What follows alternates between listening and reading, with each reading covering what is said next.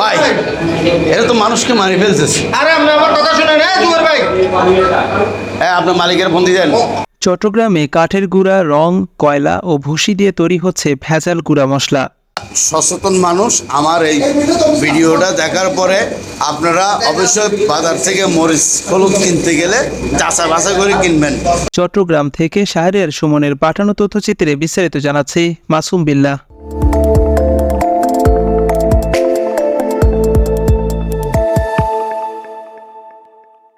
কাঠের গুঁড়া, রং, কয়লা ও ভুসি দিয়ে তৈরি হচ্ছিল ভেজাল গুঁড়া মশলা।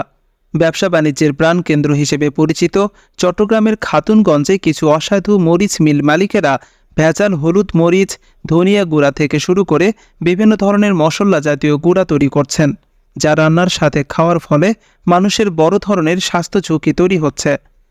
শরীরের জন্য অত্যন্ত ক্ষতিকর এ ধরনের ভেজাল গুঁড়া মশলার অসাধু ব্যবসায়ীদের কারণে প্রতিদিন সাধারণ মানুষ লিভার ক্যান্সার, হৃদরোগে আক্রান্ত হচ্ছে। এ ধরনের ব্যবসায়ীদের আইনের আওতায় নিয়ে এসে কঠোর শাস্তির দাবি জানিয়েছেন সাধারণ জনগণ। জনসচেতনতার জন্য আজকে এই ভিডিওটা আমাদের প্রয়োজন। আপনারা দেখেন, আমরা একটা মরিচ ফ্যাক্টরিতে আসছি।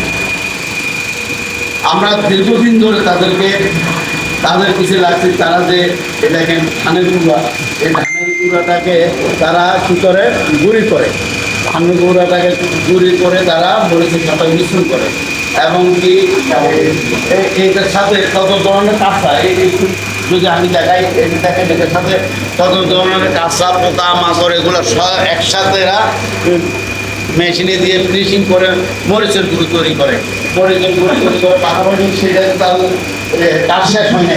এই পাশাপাশি আমি পাশাপাশি আরেকটা জিনিস যে দেখাচ্ছি যে এই কয়লা, এই কয়লা আরেকটা জিনিস দেখাচ্ছি যে কয়লা, দেখেন কয়লাটা মরিচের গুঁড়োর সাথে মিক্স করে। কত মানুষ হলে এই ধরনের তাদের সাথে তারা লিপ্ত থাকে। আমি আপনাদেরকে সচেতনের জন্য একটা জিনিস দেখায়, বাজার থেকে মরিচ কিনতে গেলে আপনারা অবশ্যই সচেতন অবস্থায় কিনবেন, কারণ এভাবে আমাদের স্বাস্থ্য ঝুঁকি। আজকে আমাদের স্বাস্থ্য, লিভার যেমন নষ্ট হয়ে যাচ্ছে, কিডনি নষ্ট হয়ে যাচ্ছে, আরেস্ট করতেছি, বাচ্চাদের নানান ধরনের রোগবালা হচ্ছে, অ্যালার্জি হচ্ছে। একমাত্র কারণ হচ্ছে যে এগুলোর কারণে এই অসাধু ব্যবসায়ীরা যেভাবে তাদের কার্যক্রম চালিয়ে যায়, যার কারণে আজকে আমাদের আপনারা সবাই আমরা আপডেট দেওয়ার জন্য আমি চেষ্টা করবো। যারা এই ব্যবসার সাথে জড়িত তাদেরকে অবশ্যই গ্রেফতার করার জন্য আমি দাবি জানাচ্ছি।